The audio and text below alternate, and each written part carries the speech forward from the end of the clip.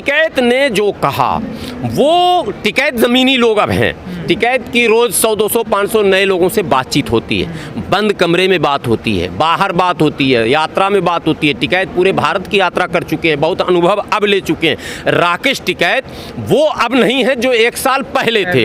इन 1 वर्षों में राकेश टिकैत की राष्ट्रीय एक पहचान बनी है और पूरे भारत का भ्रमण हुआ है। भारत के विभिन्न राजनेताओं, विभिन्न सामाजिक संगठनों और विभिन्न किसान संगठनों के बीच लगातार वार्ता करने वाले का नाम राकेश टिकैत है और आम किसानों, आम जवानों और आम नागरिकों से भी लगातार संपर्क कर, आपने देखा मुजफ्फरनगर महापंचायत और कई महापंचायत का नेतृत्व करने वाला राकेश टिकैत कच्चा बयान नहीं दे सकता है। कुछ तो है जिसकी पर्दादारी है। राकेश टिकैत को भी कहीं से कोई भनक तो लगी, कोई आभास तो हुआ, कहीं न कोई घंटी बजी, कुछ मूल्यांकन हुआ और दिमाग में बात आई कि भाजपा ही जीतेगी। मैं कहता हूँ आम मतदाताओं से उत्तर प्रदेश के कि धर्म और जाति की राजनीति यदि होगी तो भारतीय जनता पार्टी को कोई माई का लाल हरा नहीं सकता।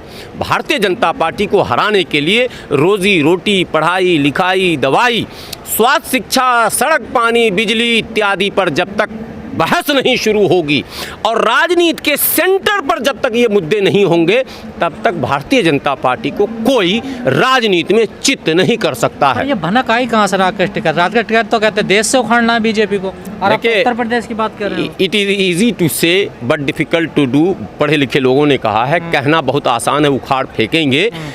इतना आसान होता तो कब के कब बहुतों को उखाड़ कर फेंका जाता। जनता उखाड़ कर फेंक सकती है, कोई माई का लाल नेता।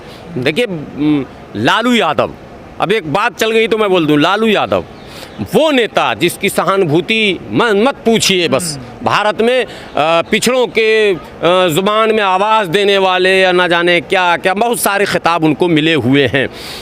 गरीबों के मसीहा और फला जेल में रहने के बाद, बीमार होने के बाद, रिहा होने के बाद उपचुनाव में प्रचार में चले गए। जाना नहीं था, चले गए। लोगों को लगा कि लालू आ गए तो अब तो बेड़ा पार है और लालू ने कहा कि मैं विसर्जन करने आया हूं। किसका? नीतीश कुमार का। लेकिन जनता ने किसको दिया वोट? नीतीश कुमार को दिया। जनता से बड़ा कोई नहीं है, पहले समझिए जनता को। तो आप बोल रहे हैं हम मोदी को उखाड़ फेंकेंगे, योगी को कैसे उखाड़ फेंक दोगे? जनता उखाड़ेगी तब ना उखाड़ोगे। आपके बरबोलेपन से न किसी की सरकार जा रही है न किसी की सरकार आ रही है। गुना भाग बिल्कुल साफ है, 2 और 2 4 ही होगा, 5 नहीं होगा। तो नेताओं को लगता है कि जनता हमारे साथ है, नहीं भूल में है नहीं भूल। अब सच्चाई का पता चल गया राकेश टिकैत को कि जनता मेरे साथ भी नहीं है। वोट होते होते पोलराइजेशन होगा, ध्रुवीकरण होगा और जब ध्रुवीकरण होगा तो उसका लाभ भारतीय जनता पार्टी को मिलेगा। ये टिकैत जी को पता चल गया, इसलिए टिकैत साहब ने ये बयान दे दिया। अब मैं गणित बता देता हूँ, 2 और 2 4 होता, बच्चे को भी पता होना चाहिए, 5 नहीं हो सकता है। आपको पागलखाने भेज दिया जाएगा यदि आप जिद करेंगे कि 2 और 2 5 होता है। कांग्रेस की नेत्री श्रीमती प्रियंका गांधी बनारस की रैली में कहती हैं कि मैं उखाड़ कर फेंक दूंगी, देख लो मेरी भीड़। बहन जी अपनी रैली में कह रहे हैं कि मैं उखाड़ कर फेंक दूंगी, भाजपा को मैं ही हरा सकती हूँ। अखिलेश यादव कह रहे हैं भाजपा को मैं ही हरा सकता हूँ। अब पिद्दी नहीं तो पिद्दी का शेर हुआ। हैदराबाद से आए हुए असदुद्दीन ओवैसी भी कह रहे हैं कि भाजपा को मैं ही हरा सकता हूँ। और एक नया गठबंधन बना है जिसका नाम है महागठबंधन। उसमें 42 छोटे छोटे दल हैं लगभग, और बढ़ गए होंगे, अब तक 42 हमने सुना था। वो कह रहा है कि हम उखाड़ कर फेंकेंगे। तो अगर 35-30% वोट भारतीय जनता पार्टी का फिक्स माना जाता है धर्म के नाम पर या फिर किसी वर्ग विशेष का, तो वो तो फिक्स है। 65-70% जो एंटी भाजपा वोट है उसमें बंटवारा इतना ज़्यादा है कि कहीं से भी भारतीय जनता पार्टी को हराता हुआ कोई दिख नहीं रहा है। जो भी है वो भाषण है। चुनाव परिणाम अभी ये मैं बता दूं कि यदि आज वोटिंग हो जाए इस उथल पुथल में तो योगी जी फिर उतनी ही सीट जीत कर आएंगे जितनी सीटें उन्होंने पहले जीती थी। हाँ, एक शर्त है, यदि इन वोटों का बंटवारा रुक जाए, जनता फैसला ले ले और नेता जो कहते हैं, जैसे बहन जी का कहना है एक वर्ग विशेष का वोट हमारा है, अब प्लस करने में वो लगे हैं, ब्राह्मण सम्मेलन, मुस्लिम सम्मेलन, दुनिया सम्मेलन। इसी तरह अखिलेश जी का दावा है कि एक खास जाति का वोट हमारा है, वो भी प्लस करने में लगे। जनता अगर माइनस प्लस से हट जाए और जनता तय कर ले बंगाल की तरह कि कांग्रेस जैसी बड़ी पार्टी को जीरो, 35 साल तक सत्ता के शिखर पर रहने वाले वामपंथियों को जीरो, समझ रहे हैं, विपक्ष के वोटों का जो बंटवारा है वही भारतीय जनता पार्टी की एक बड़ी ताकत है और कुछ भी नहीं है।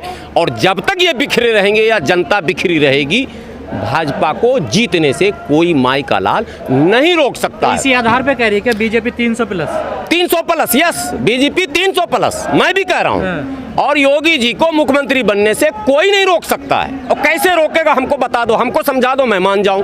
कौन रोक लेगा? अखिलेश यादव कैसे रोक लेंगे? बहन जी कैसे रोक लेंगी? प्रियंका गांधी कैसे रोक लेंगी? जयंत कैसे रोक लेंगे? ओवैसी कैसे रोक ला? अरे राकेश टिकैत कैसे रोक लेंगे? मैं राकेश टिकैत से भी तो पूछ रहा हूँ।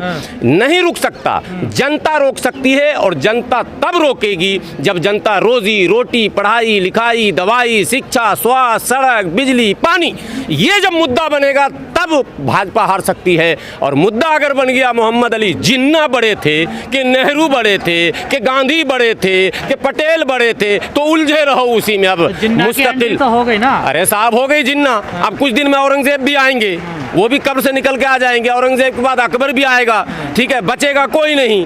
तो जब हुमायूं, अकबर, औरंगजेब, जिन्ना चुनाव में आ जाएगा और जब फिर क्या कहते हैं धर्म की एंट्री हो जाएगी और जातीय आधारित पार्टियां भी अपना जनाधार बनाने में, राजभर जी अपना लगे हैं, बहन जी अपनी लगी हैं, डॉक्टर अयूब अपना लगे हुए हैं, MIM अपना लगा हुआ, सब लोग अपने अपने डफली और अपने अपने राग में रहेंगे, तो भाजपा को कोई भी नहीं हरा सकता। 300 प्लस क्या, मुझे तो डर है कहीं 400 प्लस ना हो जाए। स्थिति कोई अच्छी नहीं है उत्तर प्रदेश की इस समय। देखिए, हर बात के दो अर्थ होते हैं, सकारात्मक, नकारात्मक। समर्थकों से जब यदि आप पूछेंगे तो वो सकारात्मक बताएंगे, और उनके विरोधियों से यदि पूछेंगे तो वो नकारात्मक बताएंगे। राकेश टिकैत के समर्थक कहते हैं कि इन्होंने ये कहा कि स्थितियां ऐसी हैं जिसको देखकर ऐसा लगता है कि उत्तर प्रदेश में भाजपा ही जीतेगी। सच्चाई है कि यदि हमसे आप पूछिए व्यक्तिगत रूप से तो हमें भी ऐसा ही लगता है। 2-3 इसके कारण हैं। एक कारण तो सामान्य है जो सभी लोग बोल भी लेते हैं, हालांकि उस पर कोई देश में जिस तरह का विरोध होना चाहिए था वो तो आज तक हुआ नहीं, जो EVM का मामला कहीं ना कहीं शंके के घेरे में तो है ही मामला थोड़ा बहुत, और समय समय पर कहीं ना कहीं वो दिखा भी है उसका असर।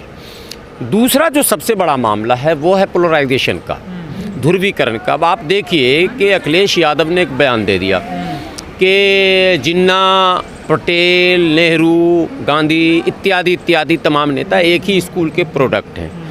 सच्चाई यह है कि आपको हैरत होगी, भारत के लोग पता नहीं इतना कमज़ोर मैंने क्यों मेमोरी को कर चुके हैं कि जिन्ना भी बड़े लॉयर, नेहरू भी लॉयर, गांधी भी लॉयर, और ये जितने लीडर हैं ये सब के सब लॉयर हैं, यानी सब वकालत पढ़े हुए थे और सब इंग्लैंड में पढ़े। ये भी एक मैंने हैरत की बात है। तो अगर अखिलेश यादव ने ये बात कह दी तो कौन सी गलत बात कही कि सब एक ही स्कूल के प्रोडक्ट है। अब आपको एक बात, पहले अखिलेश वाला साफ कर दूं, फिर आ रहा हूँ राकेश टिकैत पर। अब आपको एक बात बताऊं कि भारतीय जनता पार्टी के बदकद्दावर नेता स्वर्गीय अटल बिहारी वाजपेयी जी के मंत्री में, विदेश मंत्री, मंत्रिमंडल में, उनकी सरकार में विदेश मंत्री, और राज्यसभा में भाजपा के विपक्ष के नेता, राज्यसभा के नेता जसवंत सिंह थे, वो भी स्वर्गीय हो चुके हैं। उन्होंने एक किताब लिखी जिसमें पार्टीशन का जिक्र किया और पार्टीशन के लिए जिम्मेदार कौन है इस पर उन्होंने फोकस किया। और उन्होंने लिखा कि जितना जिन्ना को बताया जाता है, किसने लिखा? भारतीय जनता पार्टी के नेता जसवंत सिंह, कद्दावर नेता, बल्कि यूँ कहें कि उस समय के सेकंड लीडर, वाजपेयी जी के बाद सबसे ज़्यादा पढ़े लिखे सम्मानित नेताओं में जसवंत सिंह का नाम आता था। वो विदेश मंत्री, जाहिर सी बात है कि एक बड़ा मंत्रिमंडल है, और राज्यसभा में भाजपा के नेता, ये भी एक बड़ा मामला है। वो लिखते हैं कि जितना जिन्ना जिम्मेदार है उतना ही नेहरू, पटेल, गांधी भी जिम्मेदार है। ये हो गई जसवंत सिंह की बात। अब मैं आपको दूसरी हिस्ट्री बता दूं। मौलाना अबुल कलाम आज़ाद अपनी किताब में लिखते हैं कि मैं पार्टीशन का विरोध कर रहा था, ज़बरदस्त। मैं आ रहा हूँ टिकैती पे, बहुत ज़बरदस्त विरोध कर रहा था, किसी कीमत में मैं भारत को बढ़ता हुआ देखना नहीं चाहता था। मैंने यहाँ तक कह दिया था कि मैं इस्तीफा दे दूंगा कांग्रेस से यदि कांग्रेस ने पार्टीशन का समर्थन किया। और गांधी जी हमारे समर्थन में थे। कौन कह रहे हैं? मौलाना अबुल कलाम आज़ाद लिख रहे हैं कि गांधी जी हमारे समर्थन में थे।